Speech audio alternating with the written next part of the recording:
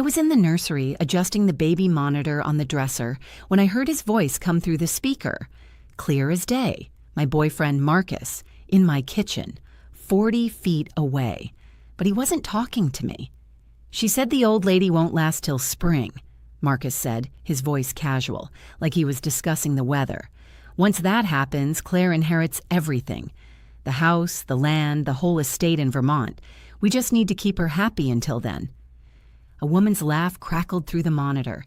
"And she has no idea you're picking out cabinets for your house, not hers?" My blood turned to ice. "Hello, my name is Claire Montgomery, and I'm about to tell you how a $70 baby monitor saved my life, my grandmother's dignity, and exposed the most calculated betrayal I've ever experienced. Before I begin, I'd love to know, where are you watching this from? Drop your state or country in the comments.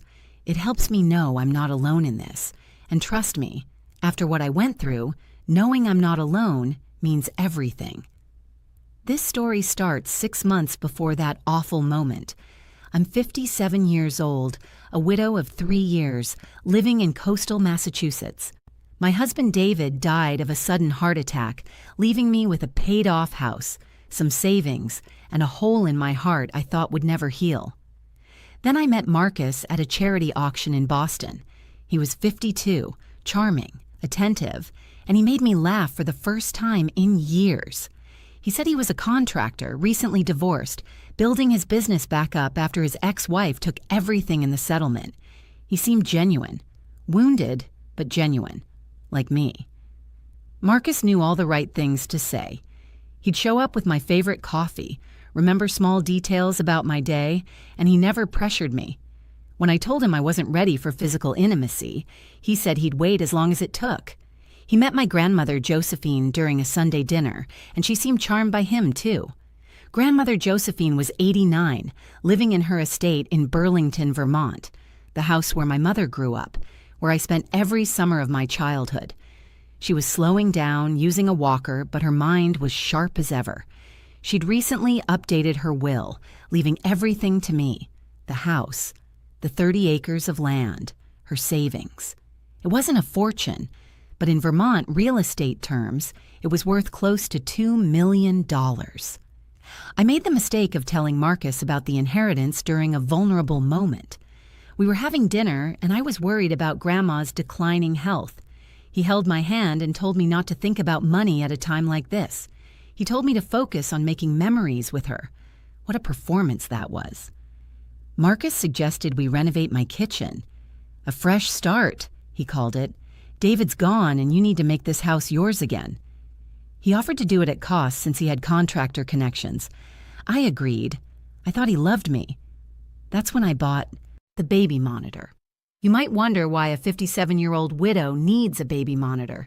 The answer is simple: I don't. But my daughter, Emily, who lives in Seattle, was pregnant with my first grandchild. She'd shipped me some baby items to store until after the birth, and the monitor was in the box. I'd been testing it one Tuesday afternoon, making sure it worked before storing it away, when I placed the receiver unit in the nursery to be and walked to the kitchen with the parent unit. I was going to test the range, see if it could pick up sounds from different rooms. Standard grandmother preparation. That's when Marcus arrived, earlier than expected. I was in the bathroom when I heard the front door open. I'd given him a key 3 weeks prior, another decision I'd come to regret. Through the baby monitor in my pocket, I heard him enter the kitchen, heard cabinet doors opening and closing. He was measuring for the renovation. Then I heard the front door again. Another voice. Female. Young. "Mark, this kitchen is huge," the woman said. "Once it's yours, we can do the island in marble. Maybe add that wine fridge you wanted." I stood frozen in the bathroom, the monitor clutched in my trembling hand. "Keep your voice down," Marcus said. "She could come home any time." "She's at her grief counseling group until 4, the woman replied. "You said so yourself. We have time." My grief counseling group. He knew my schedule perfectly. Every Tuesday and Thursday, 2 to 4 p.m., I attended a widow's support group at the community center. He'd encouraged me to go, said it was healthy to process my loss with others who understood. Now I knew why he was so supportive. It gave him unsupervised access to my house. "Did you talk to your lawyer friend?" the woman asked. "About the Vermont property?" "Yeah," Marcus said. He confirmed what we thought. Once the grandmother dies, Claire inherits everything. As her spouse, I'd have legal claim to half in a divorce, but if we're married when she inherits, it's community property in most cases. "So you need to marry her before the old lady kicks it." "That's the plan. She's already hinting about making things permanent. I give it another month before I propose. Then we just wait." The woman laughed. "God, you're terrible. What if she doesn't die soon?" Her doctor gave her 6 months, maybe a year, spring at the latest. Claire doesn't know that part. The old lady swore the doctor to secrecy, didn't want Claire worrying, but I got the nurse to talk after a few drinks. I felt vomit rising in my throat. He'd been investigating my grandmother's health, calculating her death, planning our marriage around her funeral. "And if Claire gets suspicious?" the woman asked. "She won't. She's desperate for companionship. Her husband's been dead 3 years. She's lonely, vulnerable. She trusts me completely." I gripped the bathroom counter, forcing myself to stay silent. The monitor kept transmitting. "You really know how to pick them, Mark," the woman said. "How much do you think the Vermont place is worth?" "At least $2 million, Marcus said through the monitor. "Maybe more if we subdivide the land. That's $700,000 each after we split it 3 ways. "3 ways?" the woman asked. "Me, you, and my brother. He's the one who set this whole thing up, remember? Found Claire's profile on the widow dating site, did the background check, confirmed the grandmother's assets. He gets his cut." My legs nearly gave out. This wasn't spontaneous. This was premeditated, researched. They'd hunted me like prey. "What about Claire?" the woman asked. "After you divorce her?" "She'll get whatever's left after legal fees. Maybe the house in Massachusetts, if she's lucky. Depends on how good my lawyer is." "You're evil," the woman said, but she was laughing. "I love it." Says the woman helping me defraud a widow. "Hey, I'm just the girlfriend. The real girlfriend. She's just the mark." They both laughed. The sound echoed through the baby monitor and straight through my chest. I wanted to scream, to burst out of the bathroom and confront them, but something stopped me. Maybe it was shock. Maybe it was instinct. But I stayed hidden, listening. "So these cabinets," the woman continued, "she's really paying for them? Every penny, and the countertops, the appliances, the flooring. She thinks we're renovating her kitchen, but I'm going to make sure everything is documented in my contractor company's name. When we divorce, I'll claim she hired my company for services rendered, and the materials become my assets. Judge will probably order her to pay me additional costs." "You've thought of everything." "I've done this before, Amber. That's why I'm good at it." Amber. Now I had a name, and the revelation that I wasn't Marcus's first victim sent chills down my spine. "The ex-wife in Connecticut?" Amber asked. "Walked away with $200,000. She thought she won the divorce. Didn't realize until later that I'd refinanced her house without her knowledge. Took out a business loan against her car and maxed out the credit cards I'd opened in her name. By the time she figured it out, I was in Massachusetts." They were talking about fraud, identity theft. This wasn't just about inheritance. Marcus was a career criminal. "I should get going," Amber said. "Your grieving widow will be home soon." "Let me walk you out the back. Her neighbors are nosy." I heard footsteps, the back door opening and closing, then silence. I waited 5 minutes, barely breathing before emerging from the bathroom. The house was empty. Marcus's truck was gone from the driveway. I sat on my bed, the baby monitor still in my hand, and I did something that surprised me. I didn't cry. I didn't panic. Instead, I got angry. The kind of anger that clarifies everything, that burns away fear and leaves only determination. These people had chosen the wrong widow target.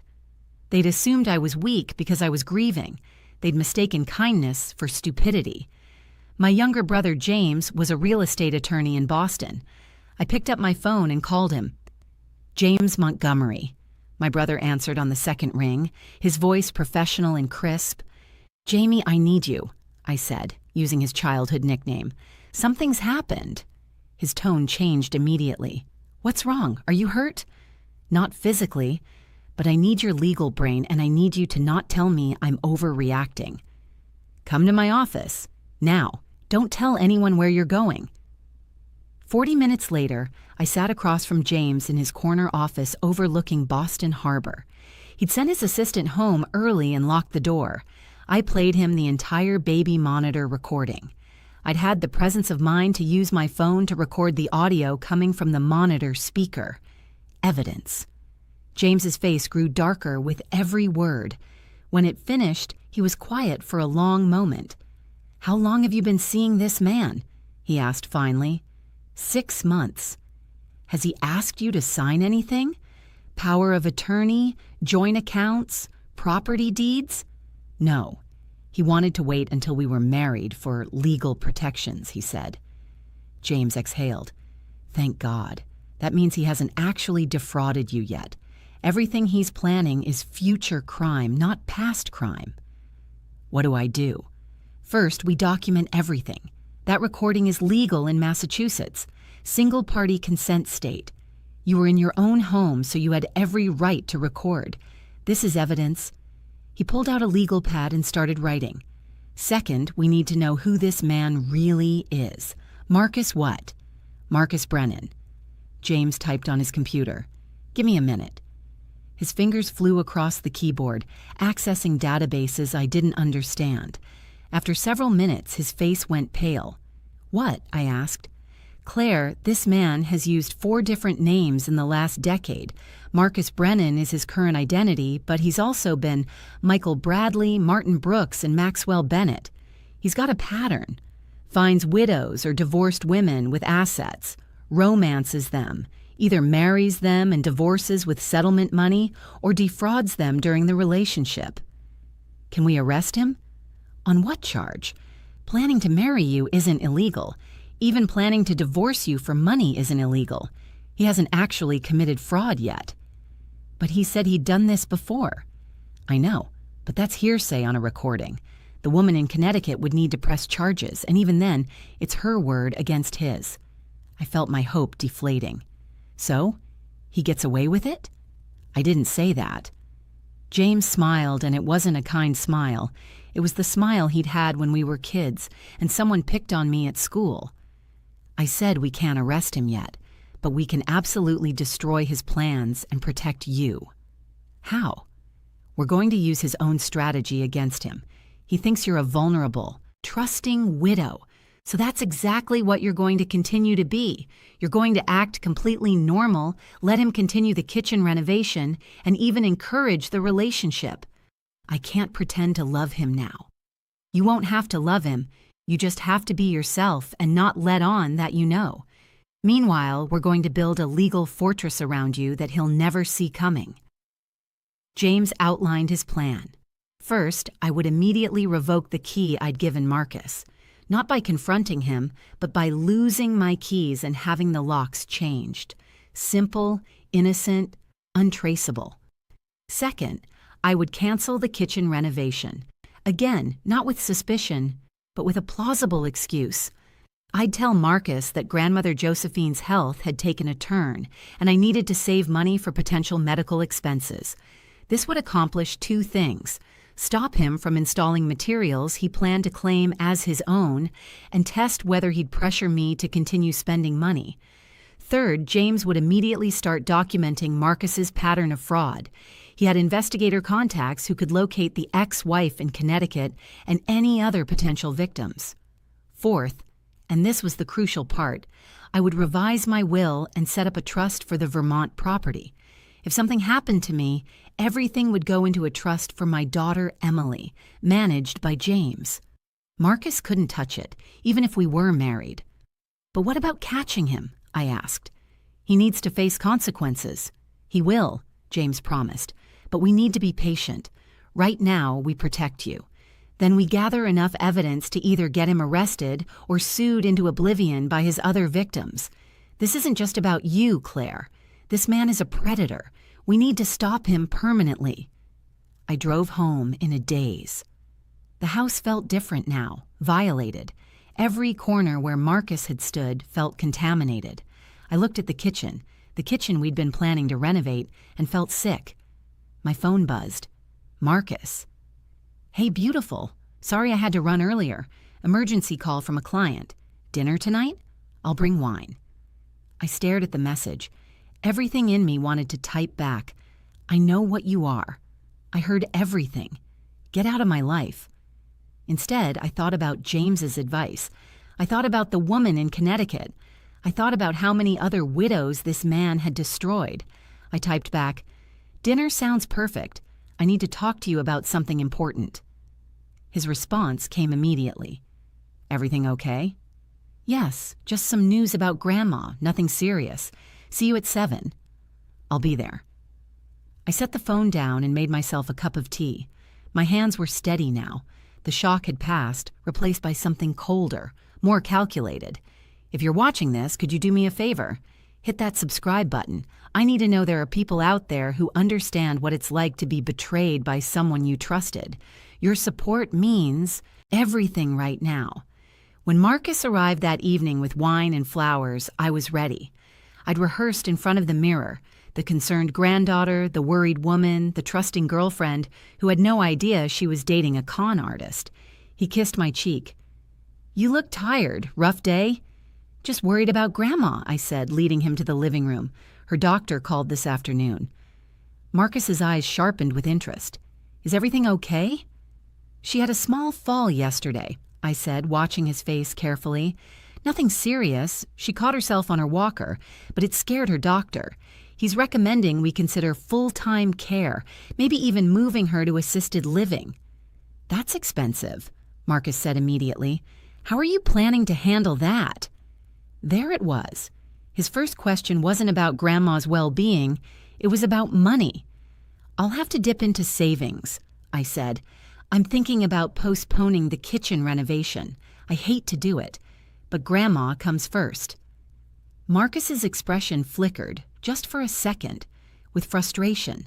Then he smoothed it over with concern. "Of course, your grandmother is the priority, but Claire, you've been looking forward to this renovation for months. What if we scaled it back? Did the essentials only?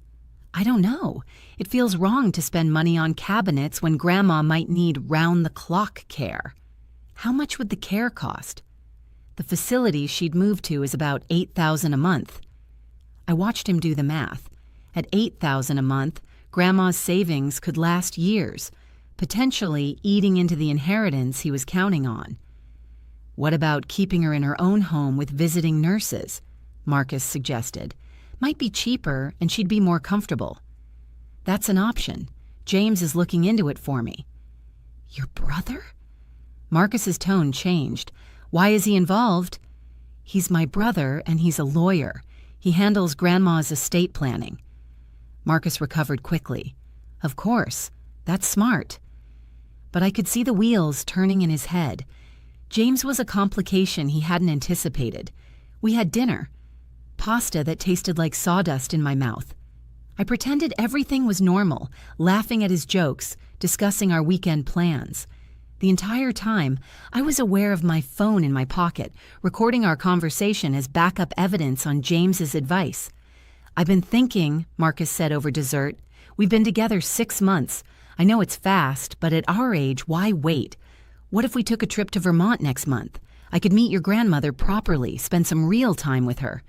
He wanted to assess the property, maybe charm Grandma into trusting him, perhaps even find out details about her health and finances firsthand. "That's sweet," I said, "but Grandma's doctor says she shouldn't have too much excitement right now. Maybe in the spring?" "Spring might be too late." Marcus stopped himself. "I mean, if she's declining, I'd hate to miss the chance to know her better." "Let me talk to her doctor," I said. "See what he recommends." After Marcus left, I immediately called James and reported the conversation. He's getting nervous, James said. Your brother being involved in the estate is making him anxious, and the idea of Grandma's money going to medical care instead of inheritance is probably driving him crazy. Good, I said. Let him sweat. I have news, James continued. We found the Connecticut victim. Her name is Patricia Roswell. She's agreed to talk to us. Can you come to my office tomorrow morning? I'll be there. That night, I barely slept. I kept thinking about Patricia, about what Marcus had done to her, about what he'd planned to do to me. Patricia Roswell was 63, elegant and haunted. She sat in James's office the next morning with a folder of documents in her lap, and when she looked at me, I saw myself reflected in her eyes. He called himself Michael Bradley when I knew him, she said. We met at my husband's funeral, if you can believe it. He was a friend of a friend, or so he claimed, started showing up at the house to check on me. 3 months later, we were engaged. How long were you married? I asked. 9 months. He filed for divorce right after he'd drained my accounts, took out credit cards in my name, forged my signature on a refinance of my house, and created a business loan using my property as collateral. By the time I understood what was happening, I was $300,000 in debt. I felt sick. Did you press charges? I tried, but he's careful. The signatures looked enough like mine that I couldn't prove forgery. He'd recorded me giving him permission to handle finances while I was grieving, except he'd edited the recordings to remove context. My lawyer said it would cost more to fight than I'd recover. So he just got away with it? Patricia's eyes hardened. I had to declare bankruptcy, lost my house. I'm living with my daughter now, and he's out there doing it to someone else. To me, I said quietly. Not if we stop him first, James interjected. He'd been taking notes throughout Patricia's story. Patricia, would you be willing to testify to this pattern of behavior if needed? Absolutely. If it stops him from destroying another life, I'll testify anywhere. James pulled out more documents. I found 2 other potential victims, one in Rhode Island, one in New Hampshire. Both widows, both romanced by a man matching Marcus's description using different names, both financially devastated. I've reached out to them through their attorneys. How is he not in prison? I asked. Because he's smart, Patricia said bitterly. He targets women in grief, women whose judgment is clouded by loss. He's charming, patient, and he knows exactly how to manipulate the legal system. Each victim loses money, but not quite enough to trigger serious fraud investigations. He moves states, changes names, and starts over. Until now, James said. Claire, you have something none of the other victims had. Advance warning. We know what he's planning before he does it. That gives us power. What do? I asked. We set a trap, James said. Marcus thinks you're going to inherit $2 million from your grandmother. He's built his entire strategy around that inheritance. So we're going to make absolutely certain that when the time comes, there's nothing for him to inherit. Patricia leaned forward. What are you planning? Grandma Josephine needs to know what's happening, James said. And then she needs to change her will in a way that protects Claire but looks natural. Meanwhile, Claire is going to help us gather enough evidence to build a criminal case. Not just civil, criminal. How? I asked. You're going to get him to confess. On camera. The next day, I drove to Vermont to see Grandmother Josephine. She was in her sunroom reading when I arrived. The fall Marcus had lied about had never happened. I'd made it up to gauge his reaction.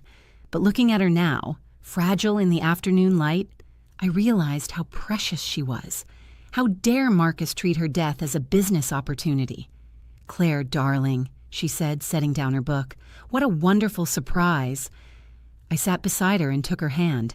Grandma, I need to tell you something difficult. I told her everything. The baby monitor, Marcus's plan, the other victims. I watched her face shift from shock to anger to cold determination. That son of a bitch, she said when I finished. My grandmother never cursed. He's been calculating my death like I'm livestock. James has a plan, I said, but it involves changing your will temporarily. Temporarily? We need Marcus to think he's won, then pull the rug out from under him. But more importantly, we need to protect you and make sure this man faces real consequences. Grandma was quiet for a moment. Then she smiled, a fierce, sharp smile that reminded me she'd been a prosecutor before she retired. Tell me what to do. James arrived that afternoon with documents. The plan was intricate but brilliant. Grandma would create a new will that placed all her assets into an irrevocable trust managed by James, with me as the beneficiary. If I got married, the trust would remain separate property. Marcus couldn't touch it even as my spouse. But here was the genius part. We wouldn't tell Marcus about the trust. We'd let him continue thinking a marriage would give him access to the inheritance. We need him to commit to the fraud, James explained. Right now, he's just a boyfriend with plans. But if he marries Claire with the specific intent to defraud her of an inheritance, that's criminal conspiracy. And if he takes any action toward that end, forging documents, manipulating finances, anything, that's actual fraud. How do we prove intent? I asked. You get him to confess on camera. Tell him Grandma's health has worsened, that doctors say she has weeks, not months. Tell him you're inheriting everything and you want to get married immediately, so he's protected if something happens to you. Appeal to his greed. He'll propose, I said. Let him. Wear a wire for the proposal for all subsequent conversations. Massachusetts law allows single-party consent recording. Everything he says is admissible evidence. When he proposes, he'll reveal his intentions, Patricia added. She'd driven up to Vermont to be part of the plan. Men like him can't help themselves when they think they've won. He'll get cocky. Grandma squeezed my hand. Claire, are you sure you can do this? Pretending to love a man who's been planning to rob you? I thought about Patricia, about the other victims, about every widow Marcus had destroyed. Yes, I said, I can do this. We spent the afternoon planning every detail. James would remain the invisible puppet master. Patricia would be backup if we needed testimony, and I would be the bait. 3 days later, I called Marcus. His health declined rapidly, I said, my voice shaking. The doctor says it's a matter of weeks now, maybe days. Marcus arrived at my house within an hour. I'd been crying, real tears, because despite everything, I was thinking about eventually losing my real grandmother, not the fake timeline I'd created.